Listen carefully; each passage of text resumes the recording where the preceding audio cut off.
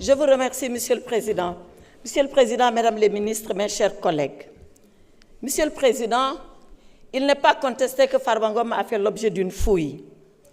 Il n'est pas contesté ici qu'il a été gardé à vue à la gendarmerie nationale. Le procès verbal de garde à vue est ici dans le dossier que vous avez. Il n'est pas contesté qu'après cette garde à vue, il a fait l'objet d'un déferment devant Monsieur le procureur de la République. Il n'est même pas contesté que c'est à la suite de ce déferment que Monsieur le procureur de la République s'est avisé en disant que son immunité parlementaire n'a pas été levée et qu'il fallait arrêter les poursuites et le retourner au pavillon spécial.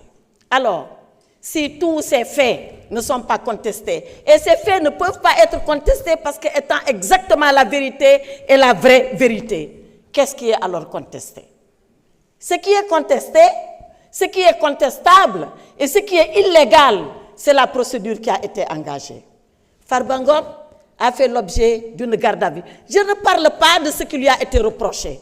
Ce qui lui a été reproché, introduction d'objets prohibés, violation du secret de l'instruction, images contraires, diffusion d'images contraires aux bonnes mœurs, corruption, on y reviendra et les accusations vont s'effondrer comme châteaux de cartes ou alors comme des châteaux sur le sable. Parce que rien, absolument rien ne tient. Ce qui est par contre illégal, c'est d'avoir ouvert le téléphone de Farba Ngom, sans sa présence, sans la présence de ses avocats. Ce qui est illégal, c'est de venir dire à l'opinion nationale et internationale qu'est-ce que nous avons trouvé dans les téléphones. Or, l'intimité des communications est garantie. Elle est garantie par l'article 13 de notre Constitution. Elle est garantie par le Code pénal. Elle est garantie par le Code des communications. Tout ça a été allègrement violé pour venir dire que Farba Ngom a commis des délits. Mais Farba Ngom se défendra comme il sait se défendre, comme il s'est lavé lorsqu'on l'a maintenu en détention et qu'il a prouvé par des contestations sérieuses.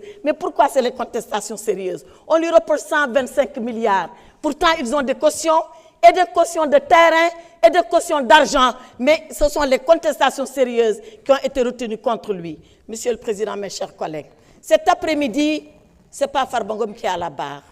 C'est l'Assemblée nationale qui est à la barre.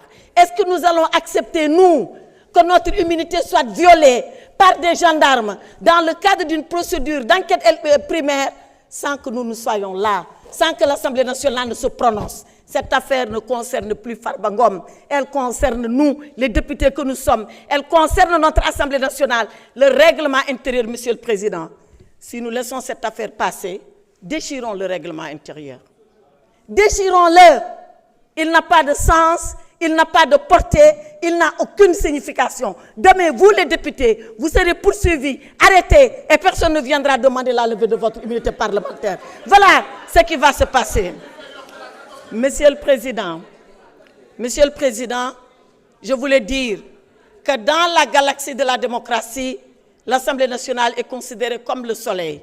Mes chers collègues, refusez l'éclipse qui vous a été proposé. Refusez de courber l'échine parce que l'exécutif le demande. Refusez de violer votre propre règlement intérieur pour faire plaisir à...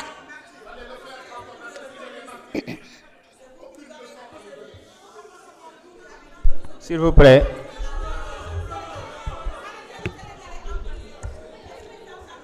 Monsieur le Président. Attendez, mes chers collègues, s'il vous plaît. S'il vous plaît, il reste moins de 2 minutes. Laissons-la terminer, s'il vous plaît. Monsieur le Président. Honorable, vous n'avez pas la parole. Vous n'avez pas la parole, honorable. Honorable, respectez le règlement intérieur. Vous n'avez pas la parole. Monsieur le Président, laissez-les parler. Parce que ce dont ils sont en train de parler, Monsieur le Président. S'il vous plaît. Eux ne le savent pas, mais moi je sais. Mais je suis une femme d'État. Je ne dis pas tout ce que je sais, madame. Taisez-vous, parce qu'il est temps de vous taire. Taisez-vous, parce qu'il est temps de vous taire. Taisez-vous, madame. S'il vous plaît. Alors, Monsieur le Président, pour finir, je demande à nos honorables collègues, pour ceux-là encore qui le sont, pour ceux-là encore qui le pensent, de conserver leur dignité et de refuser aujourd'hui que l'Assemblée nationale soit couchée devant l'exécutif. Je vous remercie.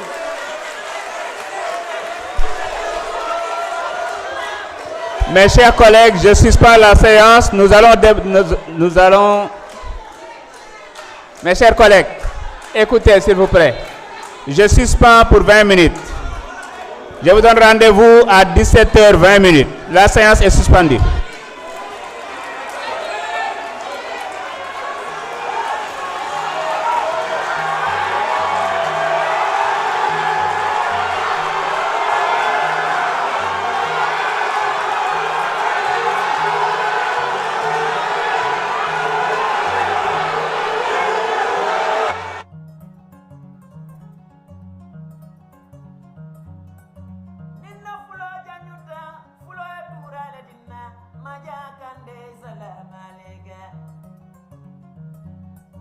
Fatunga